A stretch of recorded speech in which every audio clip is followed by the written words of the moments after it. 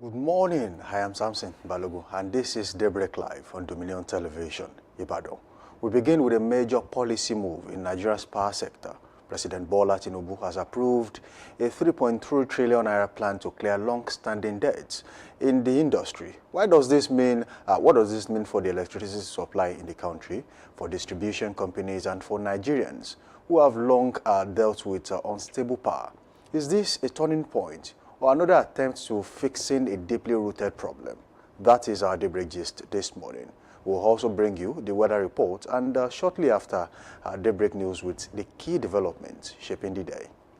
And Amuluwaimi Adela will then turn to the newspaper headlines. The front pages this morning reflect a mix of economic decisions, governance issues, and public reaction. We'll take a closer look at the major stories and what they suggest about the direction of policy and leadership. And up next, we'll have a big story bringing the focus closer to home with the topic Absentia Coronation in Ibadan, Tradition Bypass or Modern Governance.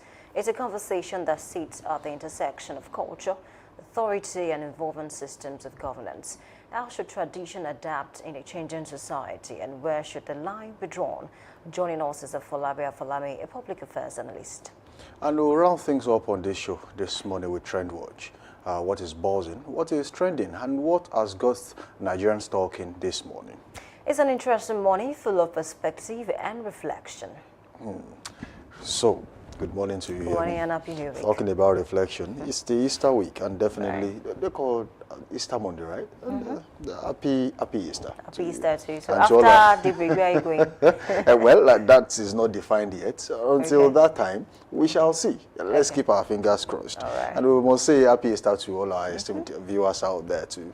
We wish you compliments of this season. And to those who will be going to Galilee soon, please make sure you go early. You know, that brings back old memories of, you know, while growing up.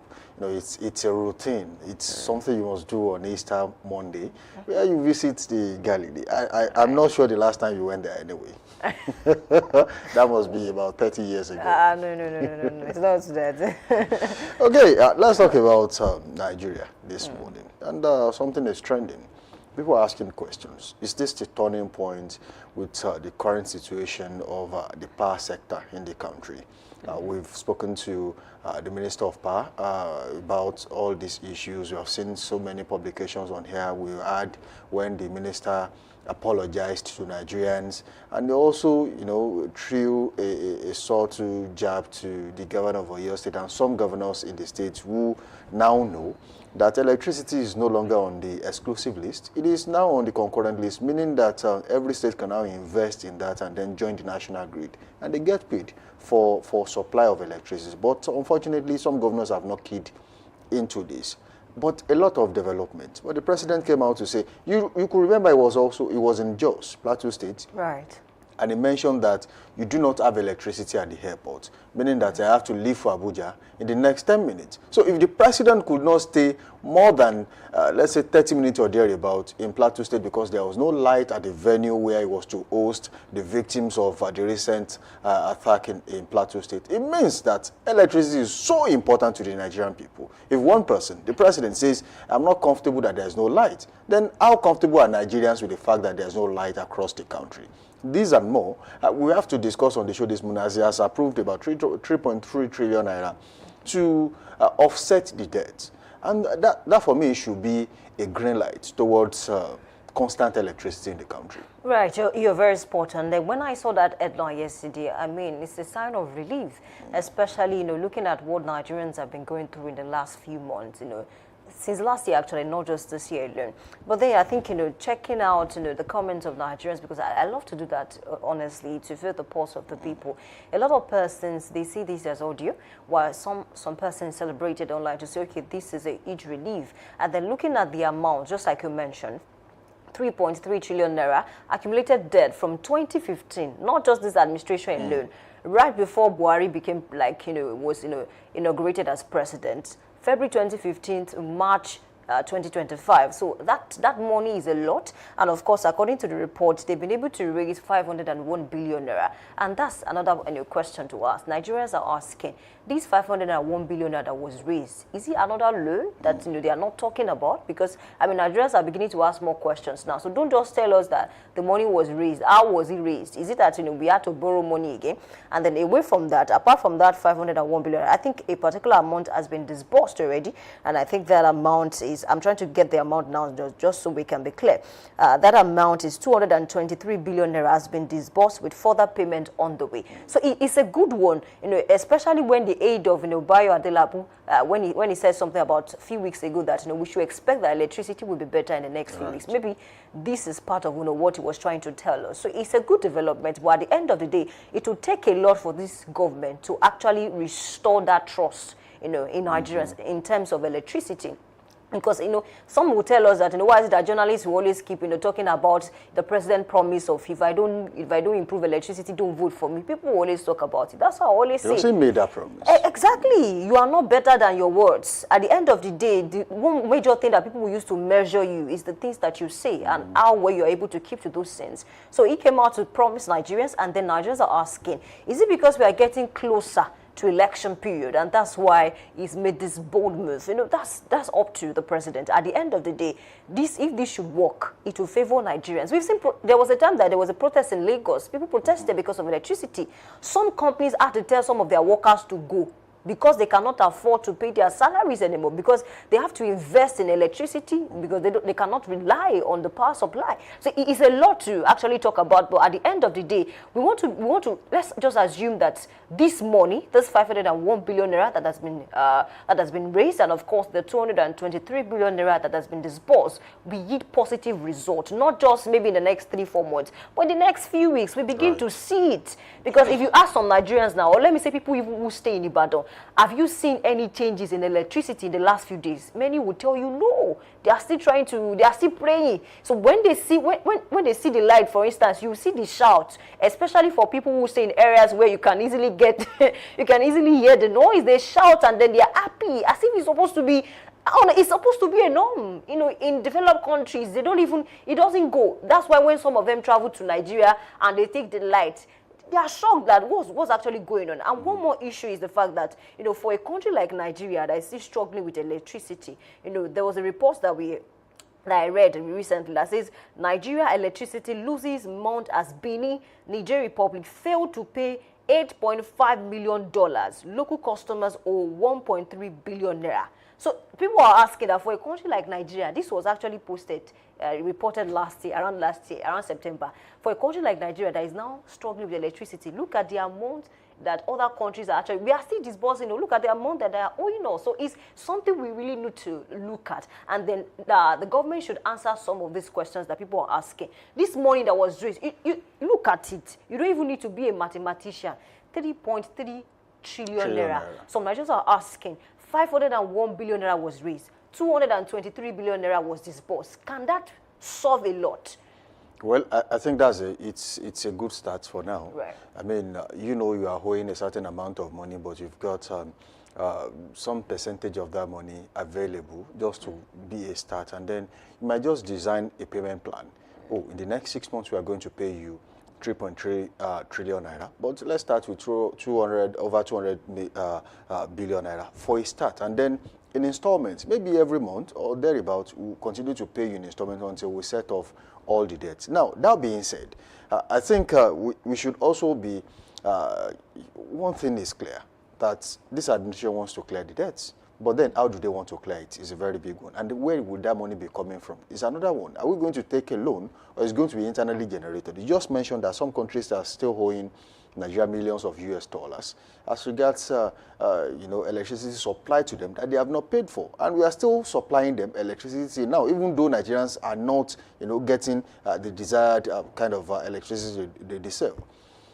The problem is, they will tell you, electricity since the days of NEPA and then it was PHCN.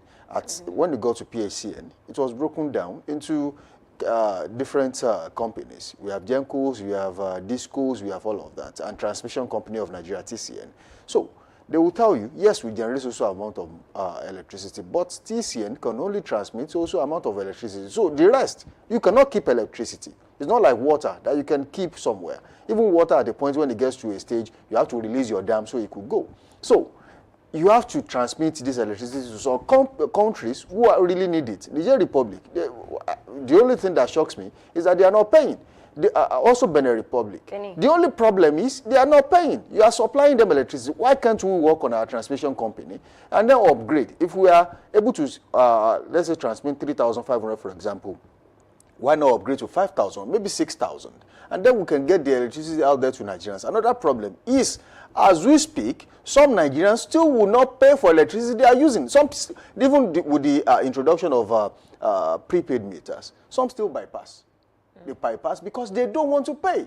Now, you request for a service. You have requested for a service. You must be ready to pay for it. So we still have Nigerians out there who are so difficult to deal with that they will not pay for electricity. Now, what does this 3.3 trillion to be paid by the presidency, the federal government, what does it mean for the Nigerian people? It means that it is going to remove a major bottleneck from the electricity sector in the country. And that, for me, many power plants for now, some of them have shut down. Some of them can't even afford gas. And some of them, they feel like they don't have the right or necessary equipment to cope with the demand of the Nigerian people. So upgrade is needed. And some of them will have to, get gas, and they cannot afford it because they are not getting the money from these, yes, they generate. But then, do discos pay them as at when due? It's a big problem because as it stands now, there is a gap between all these companies. Discos, Gencos, Transmission Company of Nigeria. So we have to look at where is the gap between all these three. Can we bridge this gap? Where is the federal government coming in from? Is it, okay, after paying the debt, what exactly are you going to do to make sure that there is stable electricity in the country? Majority of the transformers, major transformers we have across the country, they are outdated. Some of them, we have been using them since the 1950s, 1960s, 1970s, and this is 2026. So if you cannot upgrade your equipment, I'm sorry, there's no way you can compete favorably in this era that we have. So we must look into infrastructural development in the electricity sector too. Right. How many of these areas where we step down electricity, we have so many of them across the country. These facilities, how long have we been using them? How often do we service them? Do we have alternatives? If this one breaks down, can we easily switch to another transformer there? I don't think so. So once this one goes down, then we have to wait until someone comes maybe after 1 month or two before they repair them, and then we now go back to the status quo. So it's a problem that really needs to be solved. The federal government should not just pay. They should look into it. Yes, it is not totally owned by the federal government right now, especially the discos. It is now privately owned by some people. Can we also look into governments also having a stake in all of this? Because yes, it has been sold. But then, can they still retain a stake of maybe 35%? Meaning that you still have an oversight function to perform on all of them. Don't just leave them to treat the Nigerian people just like they wish to. All right, I think you're very spot on. Let me take you from that angle. Because at the end of the day, I'll always say, it's not about pumping money into a sector. Right. If you keep pumping money and you don't tackle the loopholes, you won't see results. Someone dropped a comment under that particular post yesterday and said, oh, enough to share or enough to go around. Meaning that this money is, yes, it has been released or it will be released by the federal government. But where will it go?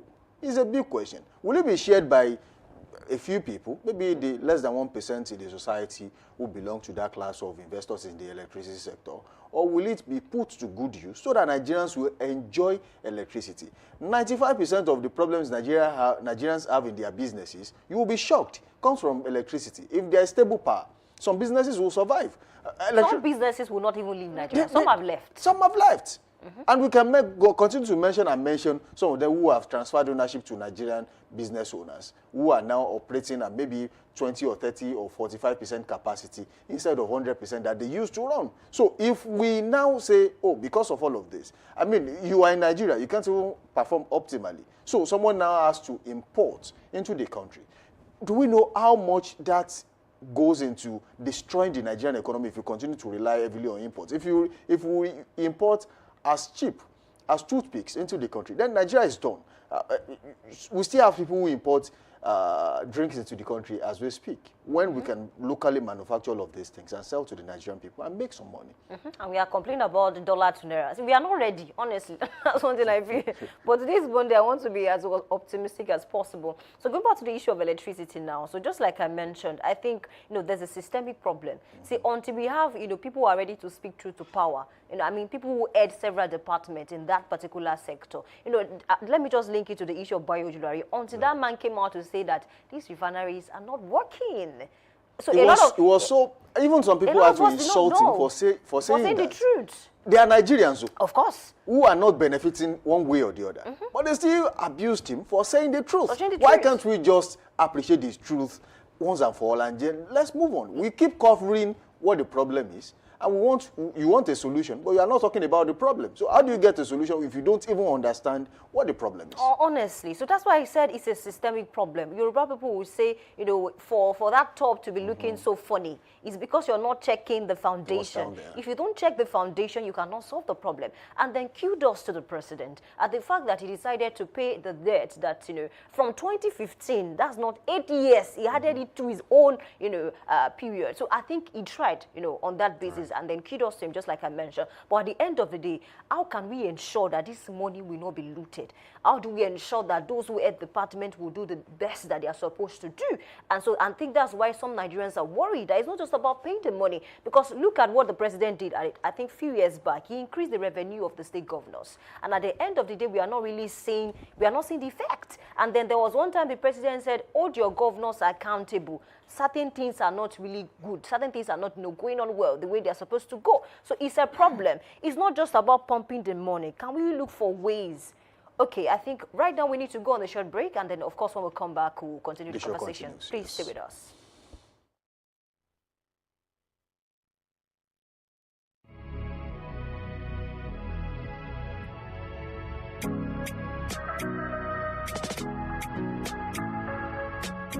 Need a professional space to bring your vision to life? Dominion Television Studios offers state-of-the-art facilities perfect for your next broadcast, commercial, corporate video, or live event.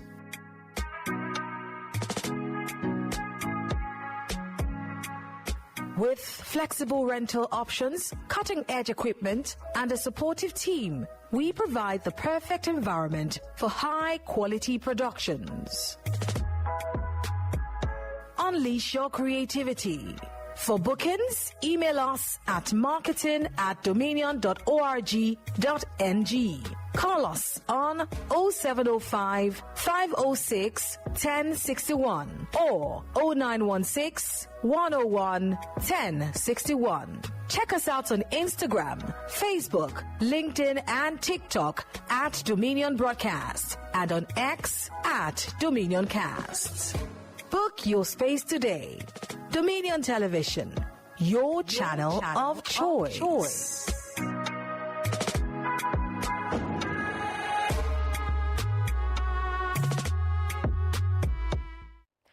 I welcome you back. Thank you for staying with us. We are still talking about the electricity issue, and of course, I'm still with Samson Balogun. And then I was talking about the systemic problem, and to say that the president has done well, to say that he's going to pay off, the entire 3.3 trillion naira, and of course, 501 billion naira has been raised, and 223 billion naira has been disbursed. That's a good one. But how can they set up a committee that will monitor how this money, exactly the process, who takes this amount, who takes that amount. I think that's how we can see the effect of this money, because it's good to pump money, but we need to see the effect of the money, especially to silence some Nigerians who are not seeing the good part of this. Who pessimists. Exactly, who think this money is just hot due. And there's someone even made reference to the money that the federal government promised the female footballers.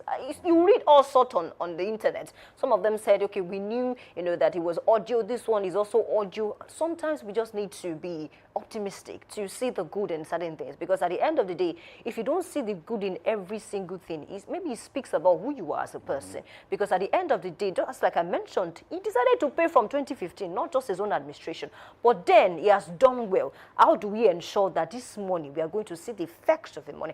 And then for the minister, at some point, I don't know whether you saw that story, that we saw a particular document online like that he resigned, and then he came out to debunk to say, I did not resign.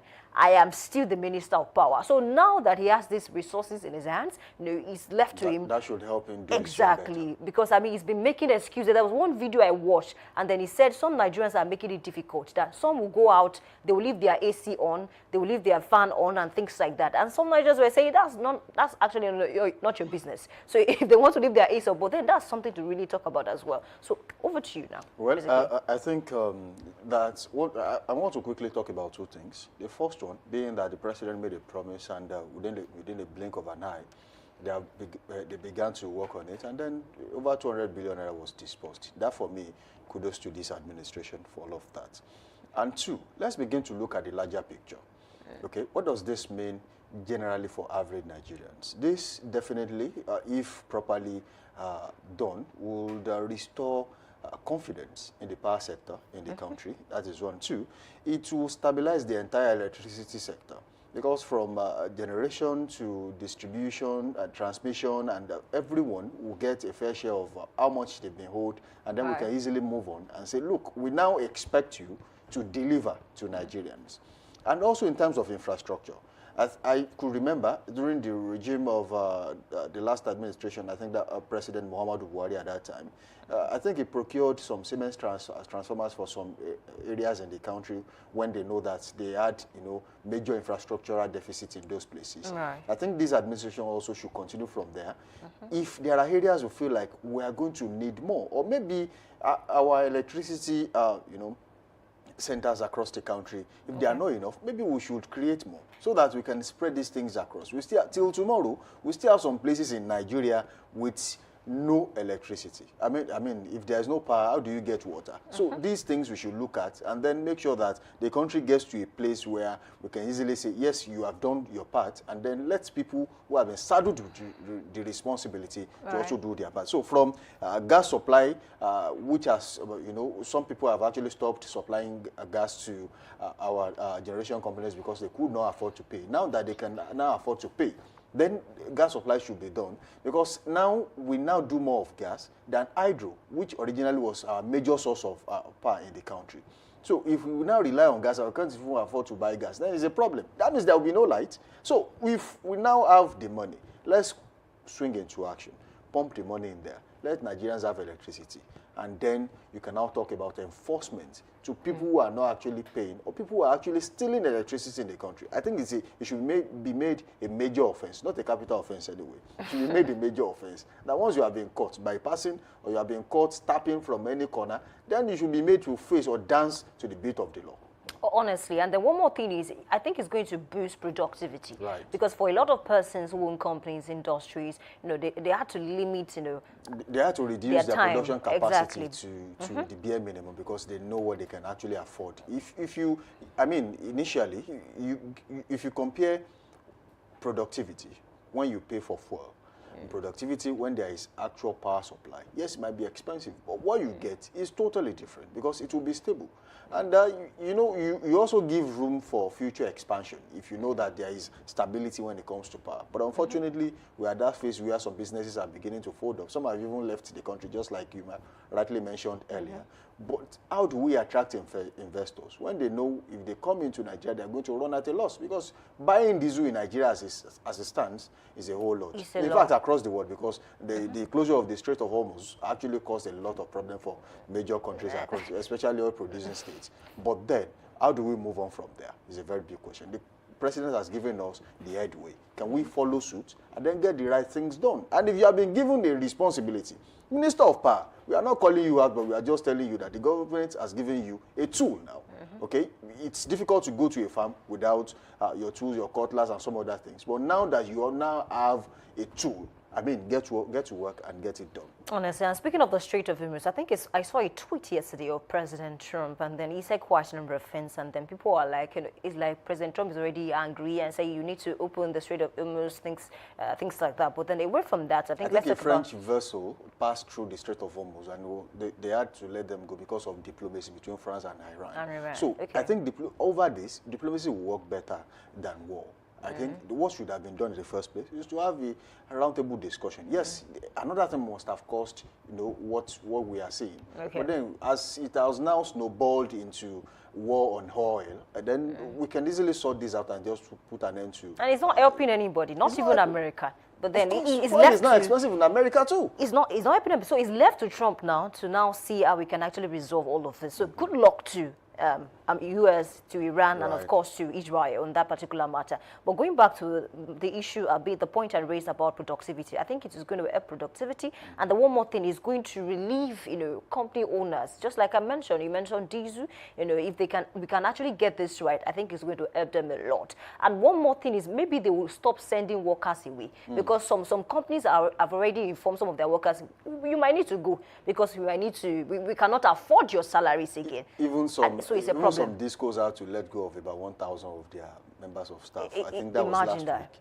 They had to retrench them. Even some civil society organizations were now saying, why do you have to let them go? But they are saying, look, we cannot afford to pay them. Why keep them when we know we'll continue to pile up salaries on salaries? So that, for me, will restore confidence. And then people can begin to do their daily businesses as it is. Yeah, Yes. and lastly, one thing we need to focus on is all this our health sector generally, the hospitals. You remember you said there was a time they went on strike because no electricity, even universities, they are complaining bitterly. So we should also look at that side too. Those The health places. sector, the education, the universities as well. So it will help us if you can get that, in the right shape. All right, it's a convenient point to leave that topic this morning. And then we move straight to weather report. As today is Easter Monday, let's help you plan your day. And we'll be starting with the ancient metropolitan city of hospitality, Ibadan. Okay, we'll be taking this one from Ibadan this morning. Weather in Ibadan is currently at 29 degrees Celsius. But it will rise just by a degree to 30 degrees Celsius later in the morning. It will be mostly cloudy with humidity at 2%. In the afternoon, it will rise further to 34 degrees Celsius, mostly cloudy, humidity climbing as high as 24%. It will drop to 27 degrees Celsius in the evening. It will remain mostly cloudy, humidity at 1%. And overnight, it will be 25 degrees Celsius, cloudy, with humidity at 4%. We now go straight to Lagos, the center of excellence this morning. All right, so from Ibadan, we cross to Lagos this morning. And of course, there's quite a number of things to talk about, speaking about Lagos. And okay, we take Lagos. Okay, let's take Ekiti instead. If Lagos is not available right now, we'll go straight to Ekiti, southwest this morning. All right. Okay. So from Lagos, from Ibadan to Ekiti, I have the weather at 24 degrees Celsius this morning, and later in the morning is expected to be around 28 degrees Celsius, partly cloudy around 2%. And in the afternoon, we have 31 degrees Celsius, scattered thunderstorms around 55%. In the evening, it drops to 25 degrees Celsius, mostly cloudy around 3%. And overnight, it drops to 24 degrees Celsius, cloudy around 10%. And from Ekiti this morning, let's cross to Ogun, and that's Abeokuta South this morning. Right, moving to the Gateway State in Ogun this morning, weather currently feels like 31 degrees Celsius. It will remain so later in the morning. It will be mostly cloudy with humidity at 2%. By afternoon, it rises further to 34 degrees Celsius, remaining mostly cloudy. Humidity rises to 22%. And in the afternoon, by evening, it drops to 28 degrees Celsius, also mostly cloudy. 3 degrees Celsius, mostly cloudy around 2%, and overnight it drops to 22 degrees Celsius, cloudy around 5%. And from Port Harcourt this morning, let's cross to Suleja, and that's where we are heading to right now. That's straight to the north central. Right now in Suleja, weather is currently at 28 degrees Celsius. It will rise by 4 degrees Celsius to 32 degrees Celsius later in the morning. It will be more partly cloudy with 0 chance of humidity. By afternoon, it rises further to 36 degrees Celsius, partly cloudy, and humidity at 5%. In the evening, it drops to 30 degrees Celsius, mostly clear, humidity at 1%. And overnight, it will be at 26 degrees Celsius, partly cloudy, with humidity at 4% right there in Suleja, Niger State today. That will take us to the FCT this morning, and that is Abuja. And of course, from Suleja to FCT, weather feels like 28 degrees Celsius this morning, and later is expected to be around 32 degrees Celsius, partly cloudy around 0%. In the afternoon, we have 36 degrees Celsius, partly cloudy around 4%, and in the evening, it drops to 30 degrees Celsius, partly cloudy around 0%, and overnight, it drops further to 26 degrees Celsius, mostly clear around 4%, and that's what we have for FCT. And of course, from FCT, let's cross to Kano Municipal this morning. All right, in the northwest this morning, we'll take this one from Kano, and of course, right now in Kano, weather is currently at 26 degrees Celsius. There will be a sharp rise to 34 degrees Celsius later in the morning. It will be partly cloudy with zero chance of humidity. And in the afternoon, it will rise further to 39 degrees Celsius, mostly sunny, zero chance of humidity. In the evening, it drops to 33 degrees Celsius, partly cloudy, also with zero chance of humidity. And overnight, it will be partly cloudy at 28 degrees Celsius with humidity at 0% right there in Kano. That takes us to the northeast this morning, and that is Borno, Maiduguri in Borno State. And of course, weather in Borno this morning feels like 26 degrees Celsius. Later is expected to be around 35 degrees Celsius, mostly cloudy around 0%. And in the afternoon, we have 40 degrees Celsius, partly cloudy around 0% as well. In the evening, it drops to 33 degrees Celsius, partly cloudy around 0%. And overnight, it drops further to 29 degrees Celsius, mostly clear around 0%. And that's what we have for Maiduguri, Borno this morning. All right, and that's all we can take on weather reports this morning. We say thank you for joining us on the show so far. Do well to link up with us on all social media platforms, Facebook, Instagram, and TikTok at Dominion Broadcast, and on X, formerly Twitter, at Dominion Cast. You can watch us live on our website at www.dominion.org.ng, dominion.org.ng. Do well to subscribe to our YouTube channel at Dominion Broadcast and like our Facebook page at Dominion Broadcast Television. It is time to go on a quick break, and when we return, we'll take the news. We'll be back.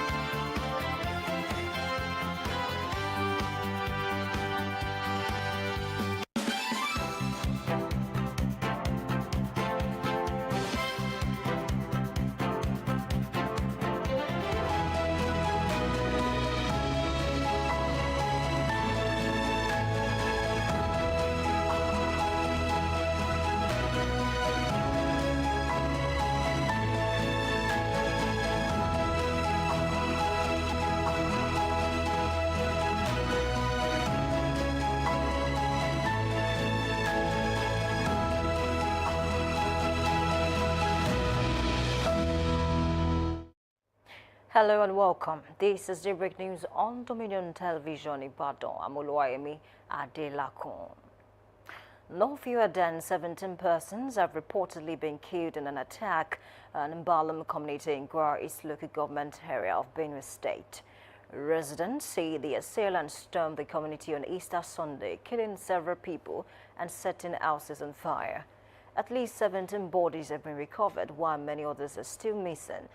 The attack has left several residents displaced, with security authorities yet to officially confirm the incident. The Borno State Police Command has buried 4 officers killed while repelling a terrorist attack in Gaza local government area. Police spokesperson ASP Namdaso identified the slain officers as 2 inspectors and 2 constables drawn from Gaza Division 58 PMF Lafia and the crack squad. The burial took place on Sunday in Maiduguri with the Commissioner of Police Naziru Abdulmajid, senior officers and command chaplains in attendance. The command said it honors the courage, sacrifice and dedication of the fallen officers. The Nigerian Association of Resident Doctors has announced an indefinite nationwide strike beginning Tuesday, April 7th.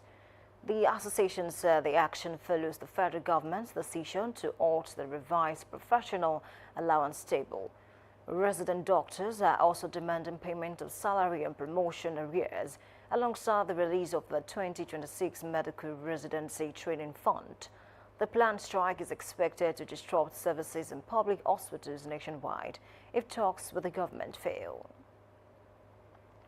The Oyo State Police Command has arrested a suspected kidnapper and recovered an AK-47 rifle in the Koile, Oriri local government area.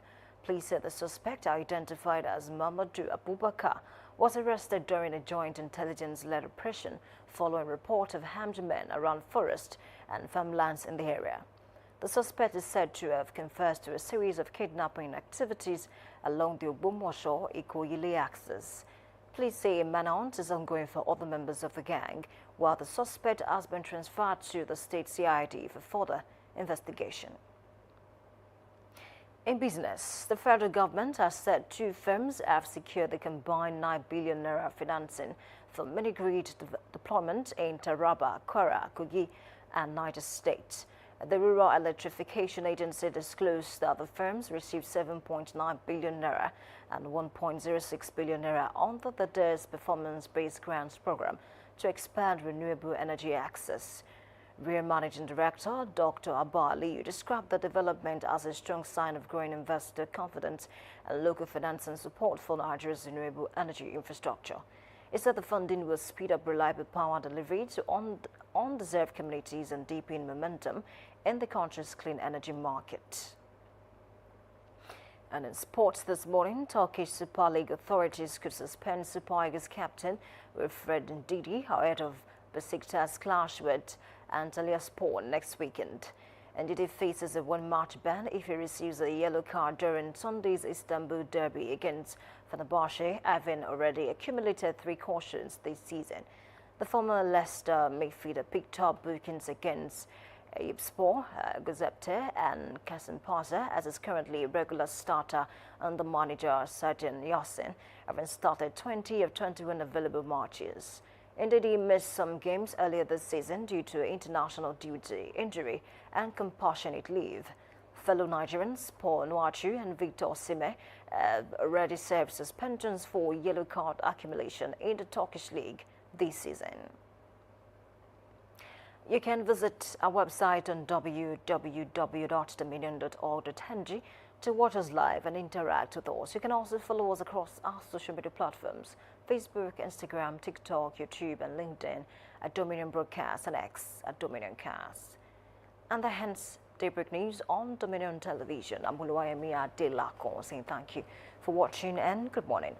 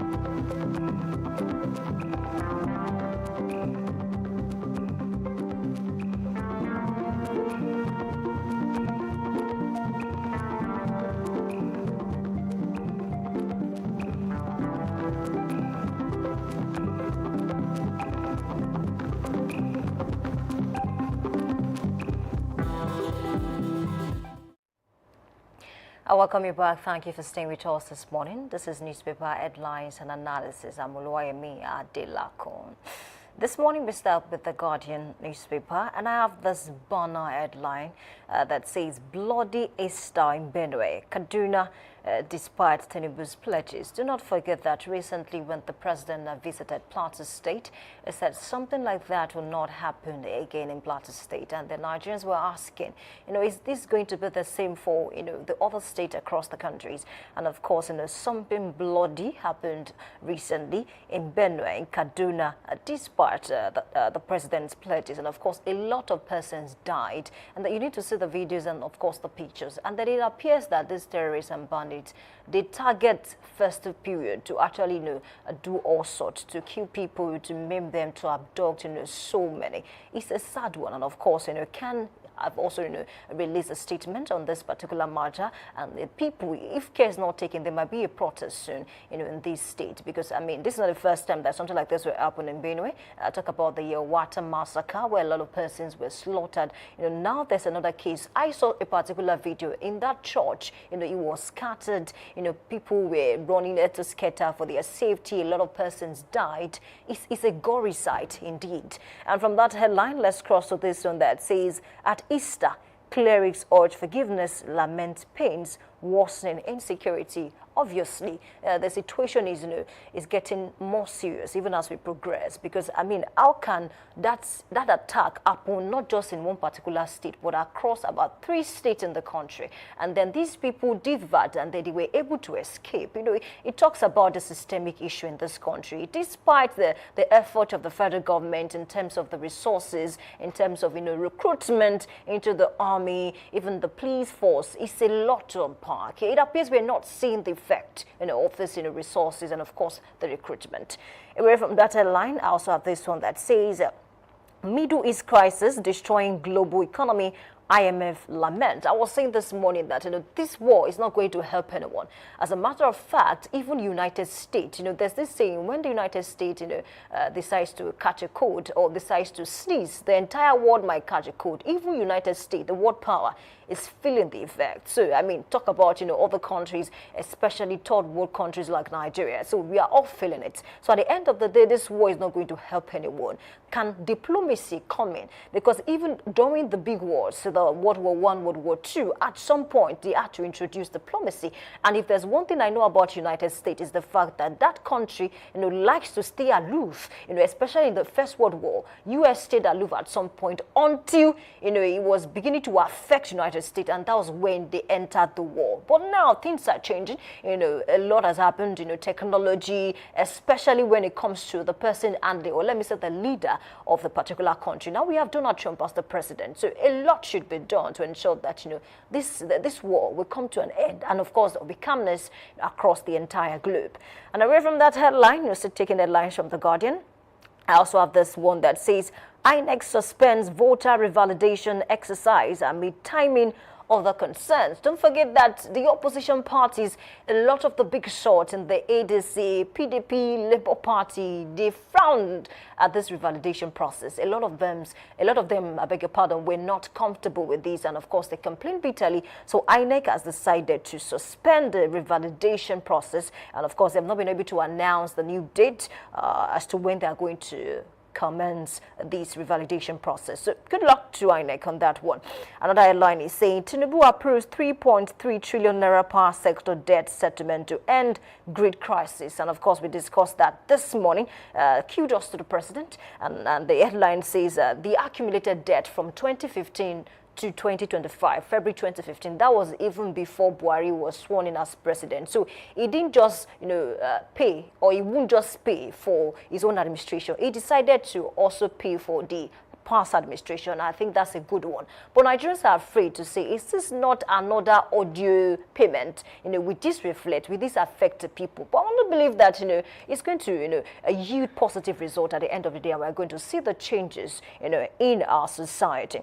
And away from that headline, I also have this one that says, Atiku warns of healthcare shutdown as resident doctors begin strike. We see this all the time. This is not the first time that resident doctors, will threaten to go on strike because of a a lot of things. And then it appears that maybe the government is not listening, or maybe they are listening and then they'll be able to solve some of this problem and not all. So can we have a situation where, I mean, the representatives of the resident doctors will meet with the federal government and resolve this problem once and for all? Because don't forget, the last time the doctors went on strike, a lot of persons, died. A lot of things went wrong because of that, single act. And away from that, the final headline from the Guardian newspaper this morning saying Mark declares ADC unshaken, dismisses resignation rumor, and then he's come out to say, I'm not going to resign. And then, of course, don't forget that the agency is also shaking as we speak now because of certain things, because of some things that INEC have said. And then people are even speculating that in case ADC does not work,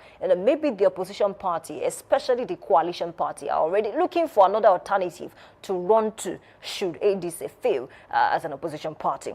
From the Guardian, let's cross to the Punch newspaper this morning, and I have this headline that says 2027 elections, political storm brews over PVC revalidation. Opposition parties want INEC to cancel planned PVC revalidation. I mentioned that before, that the opposition parties, are against this revalidation process. ADC, PDP, obedient flag disenfranchisement, say rural voters at risk. INEC asks Rex to suspend preparations amid backlash. So it's a problem. I think because of this is one of the major reasons why INEC decided to suspend this revalidation process, because of the opera, because of the outbursts, coming from the big shot, of the opposition parties. And away from that, I also have this one that says Easter attacks, bandit Q16 in Benue, Castina and Kaduna. I bet it with you, we have a lot of more persons died compared to these 16 that we are seeing, across the papers. At the end of the day, they are still trying to find out about the real figure. But then it doesn't matter whether one person or two persons died. The real issue here is this insecurity that we're trying to nip in the bud. Away from that, I have this one that says ADC, no secret deals with factional chair. Still talking about the tussle in that party. Federal government hikes 2026 borrowing plan. Now, this is one thing to talk about. By 11 trillion naira. Federal government hikes 2026 borrowing plan by 11 trillion naira. At what point are we going to stop borrowing? And it's not really about borrowing. Even developed countries, they borrow at some point. But then, what are we doing with this money that we borrow? Don't forget, some Nigerians were concerned about this 3.3 trillion naira that President Bola Ahmed Tinubu is set to pay for electricity debt. And some Nigerians are asking, are we going to borrow to pay that as well? So now that we have 11 trillion naira, on our necks, it's a lot to talk about. And then make no mistake, even before this administration is over, we are still going to borrow. It's not something we can pray away. We are still going to borrow more. And of course, away from that line, I have this one that says 2027 Atiku hires U.S. lobbying firm for $1.2 million, says a report. And of course, it's something to talk about. A lot of news about Atiku on the internet as we speak now. Another headline is saying talks intensify as Bauchi governor delays ADC defection. Now there's a gist going on about this whole ADC and, of course, the Bauchi State Governor, Bala Mohammed. At one point, about a few weeks ago, we heard, or there was a rumor that was going to move to the ADC because of the tussle going on in the PDP. But because of what ADC is going through as a party, as we speak now, and because of that, I think that's why he's a bit relaxed. He's not been able to say whether he's leaving or not. So people are asking that, is it possible that Bala Mohammed might actually cross to the APC? That's another good option. Especially, we saw videos online that the chairman of the APC actually visited the Bauchi State Governor, that's Bala Mohammed. And people are asking, did he visit to actually, entice him or try to woo him to the APC? We'll find out in the next few weeks because, the time frame he has to actually defect to another party is not much because of the new Electoral Act. So if he doesn't defect in the next few weeks, maybe he might need to stay back in PDP. Away from that line, I also have this one that says obedient mobilized for the things they don't like, especially what INEC is doing. They are complaining that INEC is interfering so much in the affairs of the opposition parties and they must stop. And these are the words of the obedient across Nigeria. Another headline is saying Lagos pastor wife nabbed with illicit drugs. That's a tough one. Oyo 2027, Makinde moves to name successor. I think not just the people of Oyo State are waiting for this. I mean, the entire nation is waiting to hear who Makinde is going to name as his successor, because Oyo State, is quite hot now, especially with, quite a number of things happening, and the people want to know who is going to name as his successor. It's a big one, and then we look forward to how that will play out. From the Punch, let's cross over to Daily Trust this morning. And I have this headline that says, bandits kill 5 worshippers in Kaduna Church.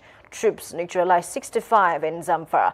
We've spoken about that. Another headline saying defection, of course, of Kwakanso to the ADC. It has sparked a lot of reactions from people and the people of Kano State as well. Another headline this morning is kill 5 policemen in Bono, Castina. So you see that it's not just, the people that are dying. Policemen, soldiers are also dying. It's a big one.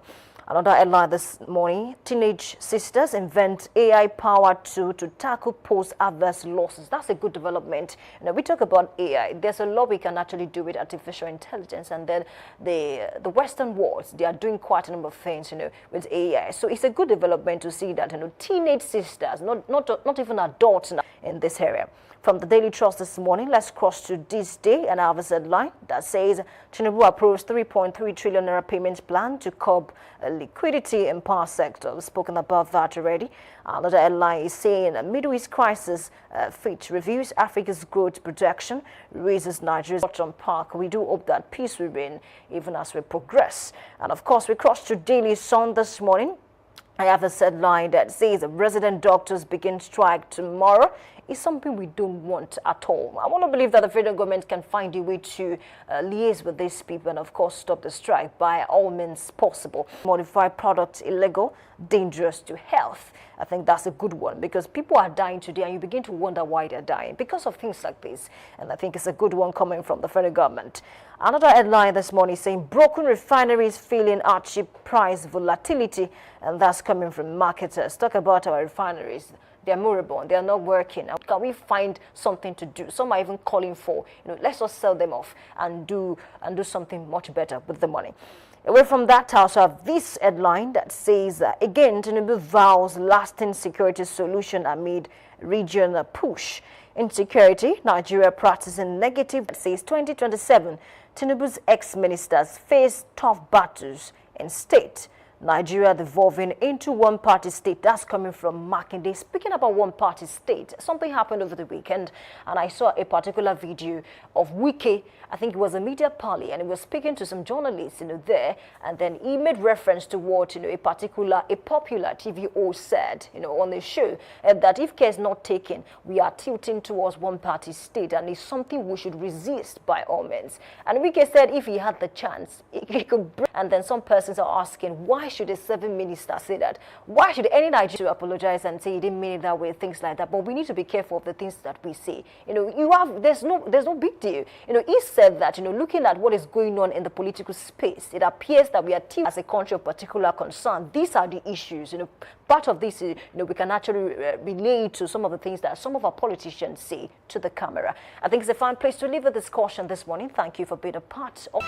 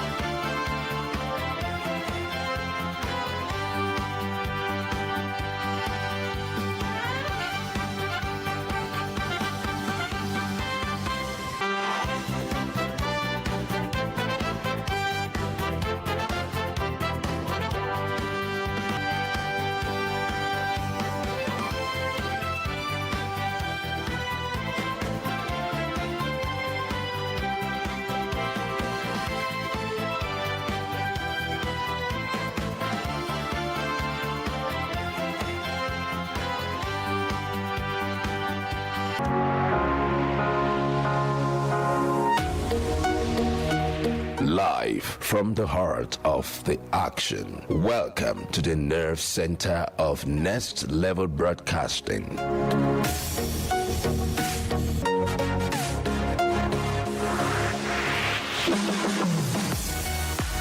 This is the OB van, where the studio meets the street. Equipped with cutting-edge cameras, crystal clear audio, real-time switching, and broadcast control, we don't just capture moments, we deliver the experience live. Anywhere, anytime, from stadiums to red carpets, breaking news to buzzing festivals, wedding real time. It's not just a van, it's a complete mobile production house, a command center, a broadcast beast. This is more than a broadcast. This is the OB van difference. Live, loud, limitless.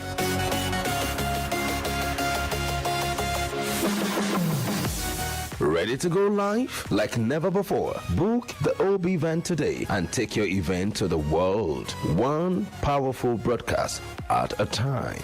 To book, call 0705 506 1061 or 0916 101 1061. Instagram at Dominion Choice.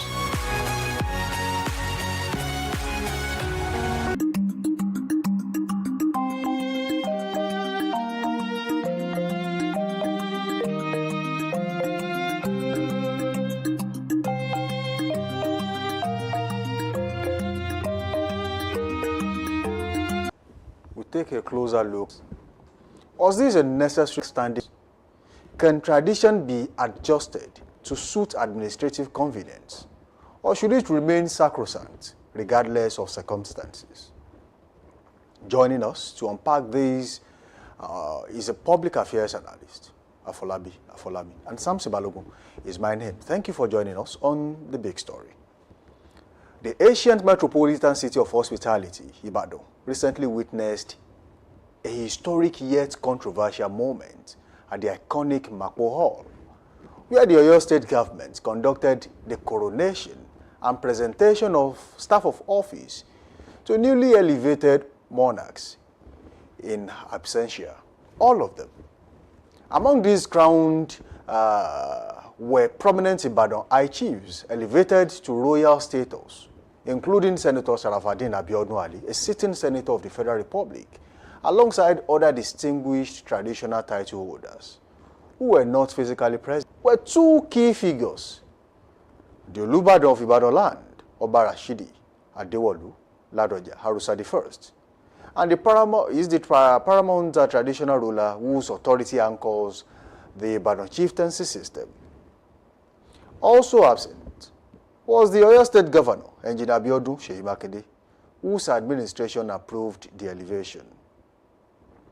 Their absences has further fueled debate over the legitimacy, symbolism, and implications of the exercise. While critics argue that the Ibadan traditional system, known for its well-structured and respected hierarchy, may have been undermined by this unprecedented move, while supporters, however, insist it reflects a necessary adaptation to contemporary governance realities. Wow. Adding his voice to the controversy, respected legal practitioner and senior advocate of Nigeria, Barrister Niyi Akintola-San, strongly criticized the process. He described the coronation in absentia as alien to Ibadan tradition. And he also had some other things to say. That they were not there does not mean that the coronation has not been done. But due process and full adherence to customary protocols must be adhered to. According to him, bypassing these establishment norms risks eroding the credibility and sanctity of the traditional institution. Oba Tajuddin Ajibola, the Balogun Olubadan of Ibadan land, he even made a speech on behalf of the Olubadan. And the Olubadan has not denied that. The deputy governor also represented the governor of Oyo State. And that doesn't mean that the governor was not there. Each of the newly crowned kings has now become His Royal Highness, according to Barrister Neyi Akintola. People are just writing all sorts of social media because they are ignorant of the culture and the tradition of Ibadan land. Neyi Akintola went further. High Chief Adedibu wasn't even an Oba before he was barred from politics. It took the intervention of people like late Arishekola Alao, the Are Musulumi of Ibadan land then, to douse the tension at the palace that year. It's the tradition here, and it must be respected. So people should go and read. That was the warning by Chief Neyi Akintola's son. A lot is going on in the social space. People have had different kinds of comments. Even some who made some comments earlier recanted their comments. The same senator who was meant to be crowned, that was not on seat, was spotted in Ibadan on Saturday. And of course on Sunday, on a round table with some other notable dignitaries like Senator Teslim Kolawole Folari, Chief Bayo Adelabu, the current Minister of Power, particular event in Ibadan. So, the question is, are we gradually eroding the tradition to suit administrative convenience? That's the very big question we'll ask this morning. And Afolabi is with me in the studio.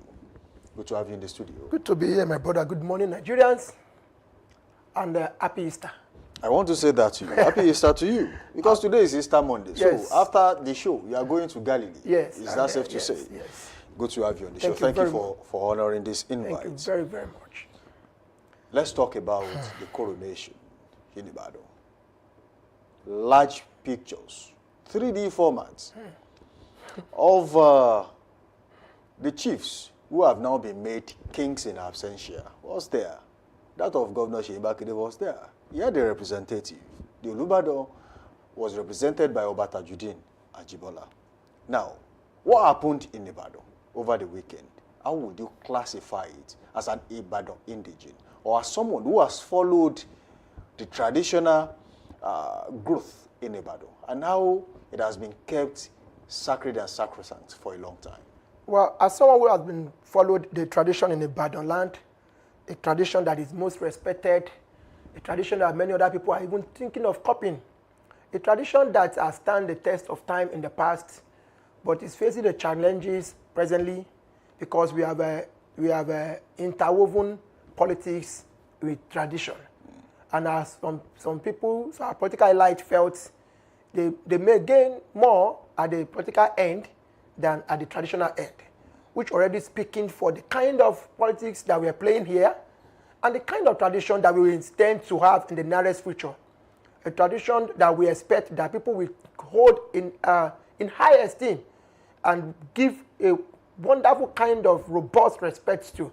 You know, like Barrister Neyi Akintola said, son, in his speech, in his post, that at a point when the late Adedibu was not even yet a crown Oba, he was barred from politics and he obeyed.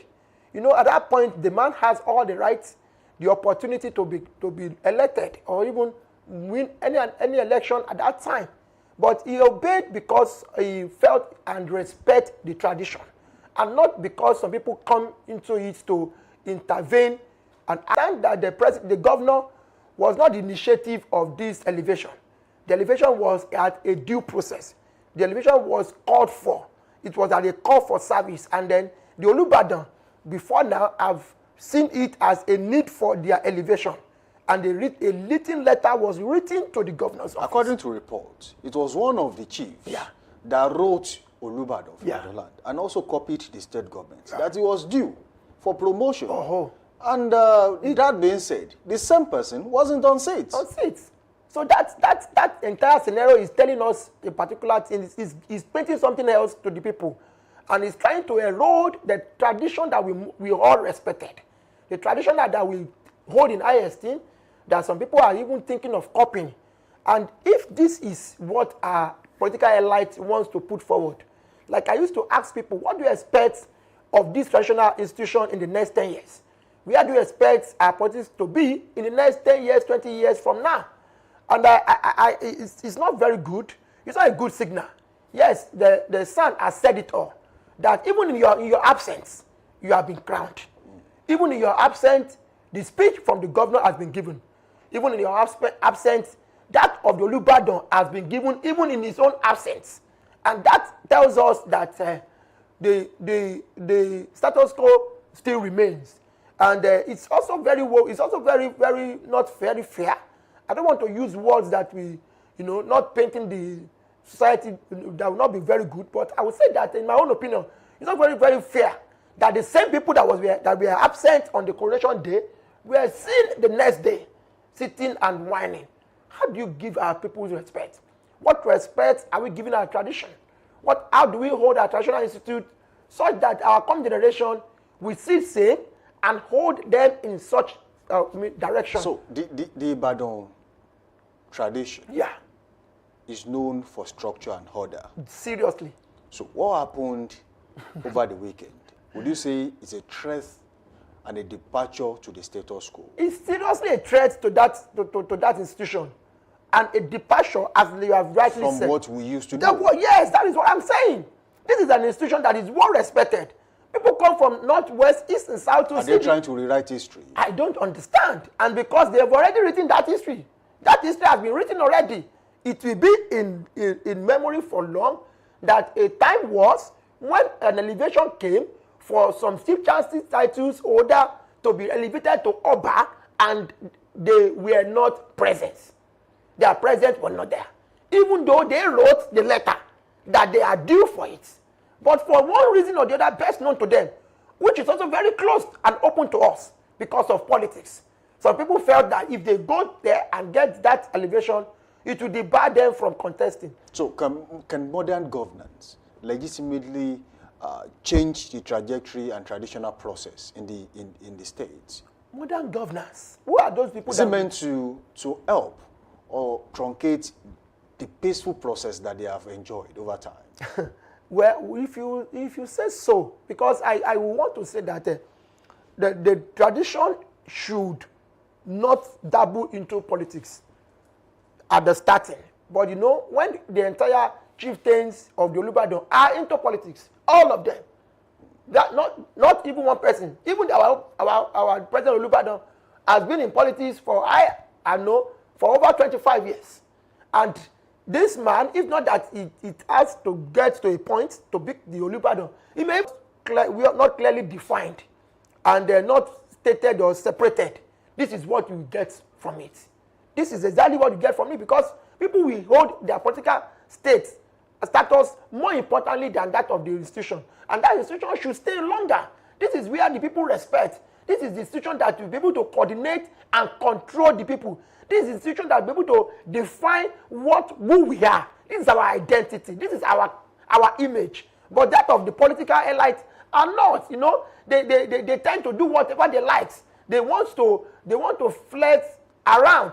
But the truth of the matter is that as an institution person, as a traditional person, you have limits to what to do, and you are actually being guided by the rules and regulations of that institution.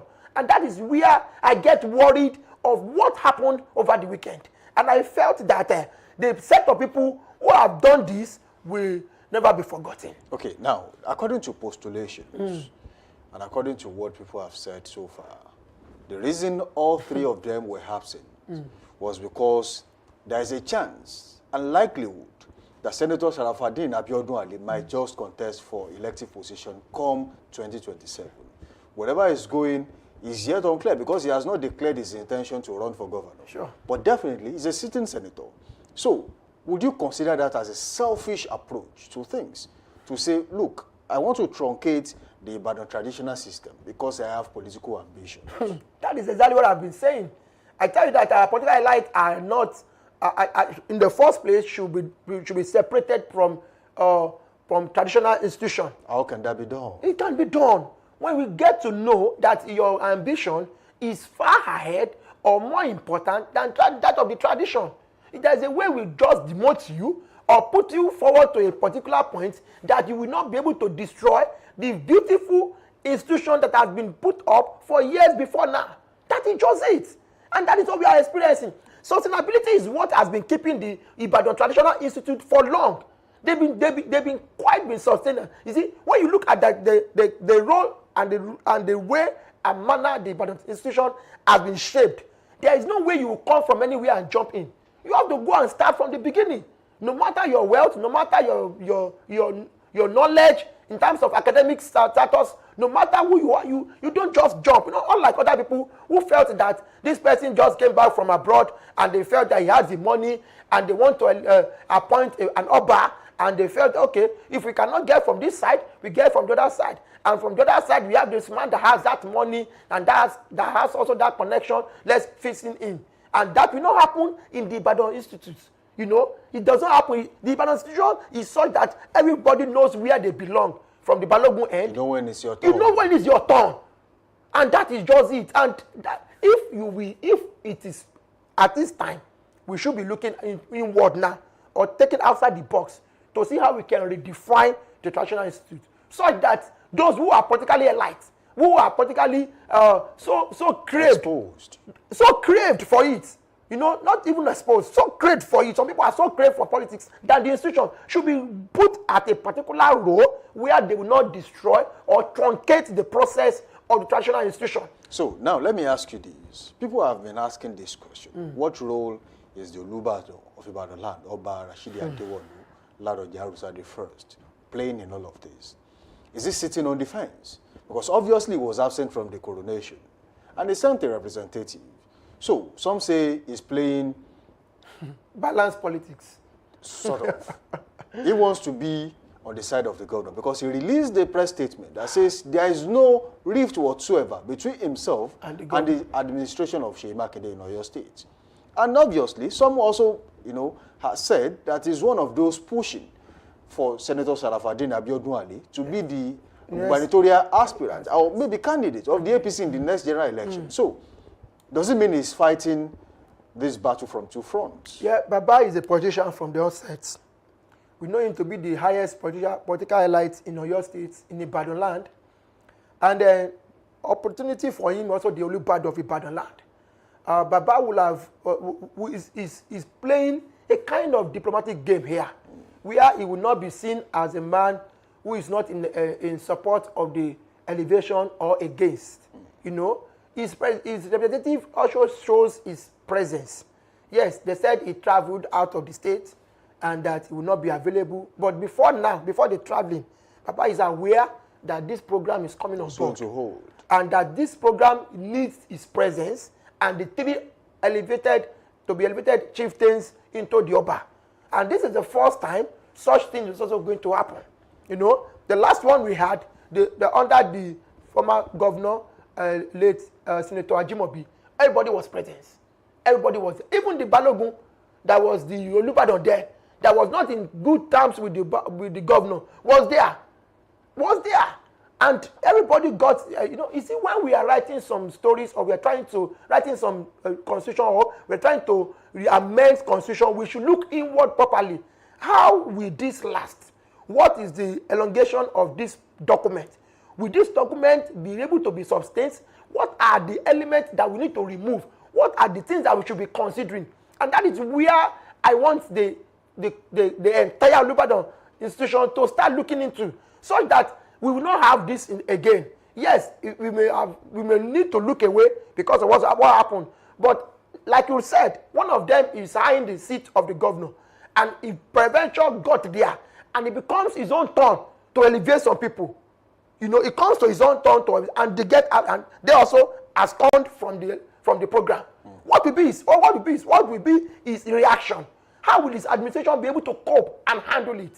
What will you say that happened? Now, will you be saying that, okay, henceforth, there shouldn't be any elevation again, except that of the Olubadon, that we all know that has been in the forefront. You know, the late Ajimobi brought this up. The document, yes, they said it has been on ground before now, but they put it into action.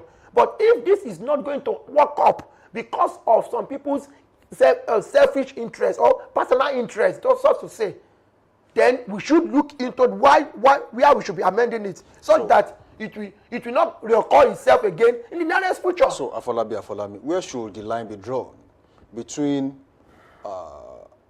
government authority and traditional autonomy? the traditional autonomy. Should the Olubadan of Ibadan land be solely responsible to decide when, where, and how chiefs are crowned obas, and the government just does the ceremony? Or the government should also have a stake in what is done in the traditional stool? The government should have a stake because of checks and balances.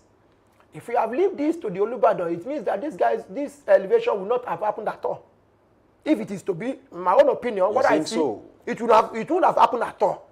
They will have looked away because of some dignities. So Olubadan, you are saying the Olubadan of Ibadan would have taken the side of just let the chiefs to be elevated. They will just keep it low or suspend it till further notice, or God knows, and it will not happen. And if that also happened, it will also affect. There will be a gap. There will be a gap, and it will affect history, and it will also affect the institution. But because we have the government on ground, who is the checks, and it is not the government that elevates that appoints the chiefs. It is not the government that crown the so-called Oba. They have been crowned according to the lines at which everybody is coming from. You know the day you become a Mogaji in Ibadan land, you know where you belong. The day you become the Otun or the OC or the Are, whichever you have been given, you know your turn. It's a turn by turn. So you don't need, it doesn't mean that you are in a party A or you are in a party B and the government is in a party C. And because you are not in the party of this government, you cannot be elevated. That does not happen here in Ibadan. That does not have a say in the institutional growth, in the lining up. It does not. It's there. So if the government is not there to check, and the Olubadan alone decides, then it means that the institutions, the traditional institute will be affected, and there will be gap. So does the absence of the Olubadan of Ibadan land and Governor Seyi Makinde, does this have any effect on the legitimacy of the coronation? Well, I'm not a legal person, like rightly read from Chief San Akitola has said that it does not have any legal stance. Their presence is also the same as if they are absent. And because in their absence, they have a representative who has spoken in their absence, they have spoken for them. Somebody is representing them. It's okay. Yes, the governor may be out of the state for an official reason, and the Olubadan too may also have his own personal or official reason why he's not around. Maybe because the program, yes, they may be waiting for the program to happen today, and just yesterday he got a call to be with the president or to be somewhere, or his health. His health may also be affected. So culturally or symbolically, let me ask you this question. Can one truly be crowned in his absence? That's a good question. Well, like as stated through our... I'm asking for your opinion. Leave Chief Niyi Akintola san. Let's talk about you. Some made some... Right. That is an Yoruba adage that said you can never be barbed. Your haircut cannot be done in your absence. In your absence. But it has been done. We've seen it. Many Yoruba adage that we used to listen to or we know have been debunked by some people's attitude and actions. So one of them is what happened over the weekend. Yes, can somebody be crowned in his absence? Like we have seen, yes, it can be crowned. Yes, it has come to be and has come to stay. Some likened this to a wedding ceremony. We have some people where the bride is not there, or maybe the groom is not there, and they Zoom or maybe a picture placed on the seat, and then the wedding has been done. And that is the modern age that we are. We are writing stories every day, and that's why I tell people, be careful and be mindful of how... So have we successfully set a precedence for the future? Sure. We have already set that. And that tells you that tomorrow we may have Olubadan, not presence, but crowned. So it means that, okay, when you talk about precedence, is it good or bad precedence? It's a very bad one. It's a very bad precedence not to be present at your coronation. It's a very bad one. That is why... Some even jokingly said they are going to receive their crowns through courier service. That is what we're going... It's a very bad one. It's not very... yes, some things can be done. When you look at the circumstances, but truly it's not good enough. I used to wonder when I started observing that a bride or a groom might not be present on their wedding day, and the pictures will be placed, and you see the family coming around, and the Zoom will be done, and the guy will say, yes, I do. And at the end, when the marriage broke up, the guy will tell you, yes, I do, but I was not present. My presence was not there. And that is where we started another line of problem. And it's not good at all. Yes, it may be fine that guy is not there, that he's looking at there. It's not good. You see, I covered a burial program where the entire children were not there and their father was to be buried. And as the church was about to take the corpse out, the pastor said, let us hear a word from the elder brother, the first child of this man, and the elder son, because he has a sister there. And the guy was on Zoom. At that time, he was not there. He was busy talking to his son or daughter.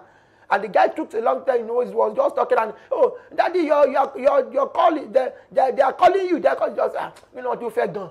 And everybody was in the church listening. And it's, my daddy was very, and the guy was saying all sorts of, and people were like, some people burst into tears to say that this is absolute nonsense. And, it tells the kind of society we find ourselves now. Would we have avoided this kind of situation if a conversation was had between the governor, the Olubadan, and the chiefs to be crowned? Yes, this particular event shows a gap in communication. This event tells us more than what we are looking at on the screen. We're playing politics and things up. Surely, my brother, we are already not only messing things up, we are kicking against the beauty and the hard work of our forefathers. What they've worked years for, what they toiled the ground to plant, that many of us are now eating. What they have done so beautifully that we hold in high esteem before now, that everybody wants to be part and parcel of. I know the Badon institution, for one thing, whoever that is appointed as a mortgage in a family is highly respected. The coronation, the program is such that everybody wants to be there. And you look at the ceremony, so beautiful that many other communities comes around to copy how it is done. But for what has just happened that last weekend, another chapter has just been opened. Okay, do you see any political undertone in what happened over the weekend? You said it earlier, yes, because some people felt that, a case study was referred to from the Adedibu end, who was nursing an ambition, and as a chieftain in the Olubadan hierarchy, he was called to act to notice that if you contest, this is what will happen, and you cannot hold a political seat and still want to be a traditional ruler. So you cannot do that, and for that reason, it's better you get back from your political ambition now, such that you will not truncate the good process of this traditional system that has been built before now. And yes, it may not be very easy for him to accept, but at the end of the day, he accepted it. Now we're talking about him, we are giving him the honor, the respect is there for him. When you talk about such kind of reference, people look back and say, this man will have earned a lot of money, a lot of influence, a lot of affluence, a lot of things, connections and the likes. But he decided to walk back and hold firm to his traditional institution. And look at it, he never even get to the seat of the Olubadan before he died. So that tells you how powerful people hold the traditional institution in high esteem than that of the politics. And we are waiting for those who have decided to do this. Their names will be remembered. We are all waiting. Could this reshape power dynamics in Oyo State from now to 2027? Oh, sure. I'm going to see the next election of power dynamics in a new shape. And I felt that maybe the other regions should start thinking very well. And then looking inward and taking their step in participating fully in politics than they've done in the past. And that tells you that some people may become the governor and may render our institution into relegation. Yes, and that is what will be most painful because our traditional institution has been what has been keeping us. Despite the fact that we are being governed, we now have a political system. Our traditional institution has been what has been keeping us even from home. You know that you cannot jump your elder brother, no matter your what, no matter your strength, no matter your wealth, no matter your connection. You will come back home and still honor him as your elder brother, even where he has nothing in his account. And such is that our traditional institution where we must respect whoever that becomes the governor, the Olubadan, the Oba, whoever that the next in line in action, the next in line, whoever that, this is what has been keeping us. It's not the politics. If it has been the political institution that has been keeping us, many people will fall into one place that will not be coercion, that will be disorder, and you see, we will not be able to keep up in, and that is where the traditional institution has never failed us. At every point where we have disagreement and we go back to that particular point, we get it resolved. Somebody will tell you that land does not belong to you. It belongs to these people. It belongs to these people. Then let us do it this way.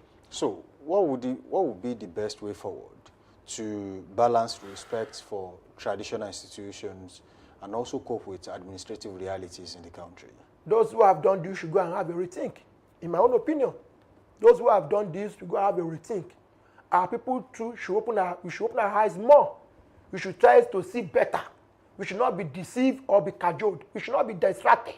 We should know that our traditional institutions is something that will last longer.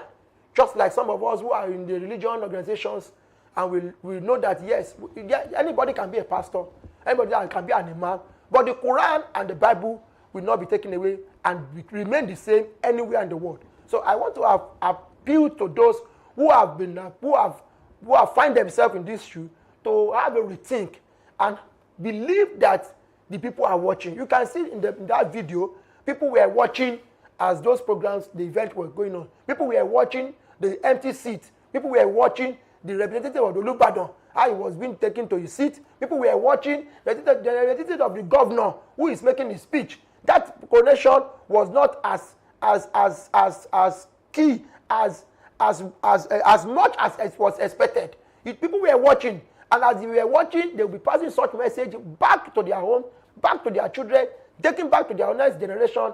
And I hope we will be able to cope with what we get in the next 5-10 years. So, if you are to advise the chiefs this morning, the Olubadan of Ibadan land and the state government, what would you say to them? I want to tell you, the governor has no fault here. The governor only play politics in his own absence too. It is only the institutions that have a fault that I can talk about here right now. The governor has only played his own role. Yes, he has put up the coronation, but the absentees is where we should be looking up to.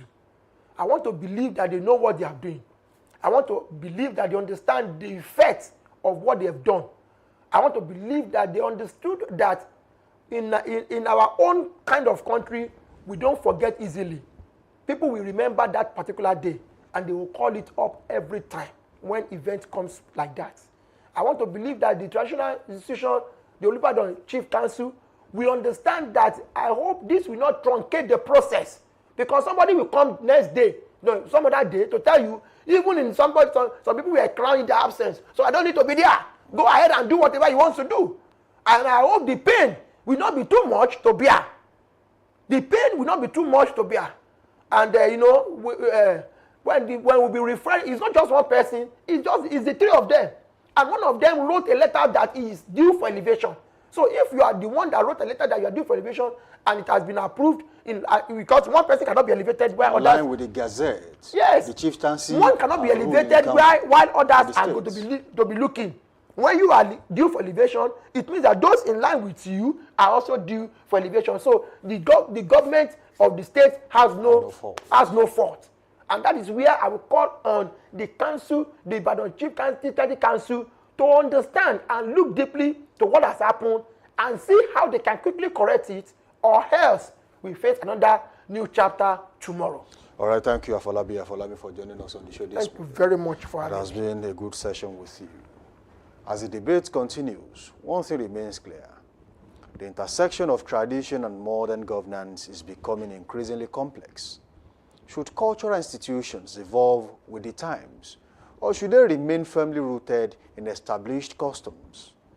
The answer may shape not just the future of Ibadan's traditional system, but also how heritage is preserved in a rapidly changing society. Many thanks to Afolabi Afolami, who is my guest this morning, for his insight. I am Samson Balogun, and this has been The Big Story. Good morning from here.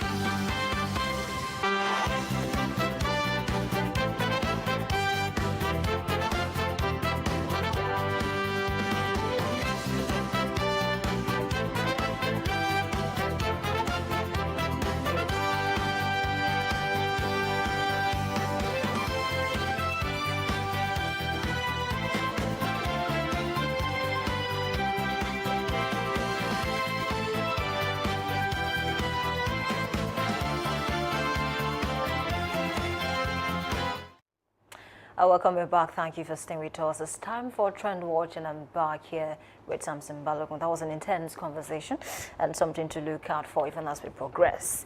Okay, so what we have this morning is a particular headline that says Reverend Esther Ajayi shares Tinubu branded Easter packages in church. A video trended online yesterday, especially on X, formerly Twitter, and showing popular cleric Madam Esther Ajayi distributing Easter packages branded with the image of President Bola Ahmed Tinubu during a church service, which has triggered widespread reactions from across social media. So a lot of persons are asking why this is happening.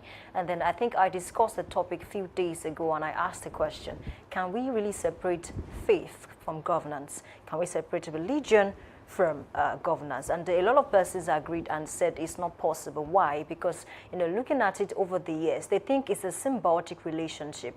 They think religion, gains certain things from politics, and then it's vice versa. So they think it's not possible to separate it, and that's why we keep seeing things like this. As a matter of fact, this is even small. Expect more even as we progress towards the general elections. You see, one thing that really caught my attention is the fact that some people will think this actually emanated from the presidency. And the first question you should ask yourself is, how many places was this kind of package shared over the weekend as birthday gift from the president? It's a very big question. You see, people will do things on your behalf. And don't just be surprised if you are the one that gets burned for it. I will cite a very simple example. Someone is to get married.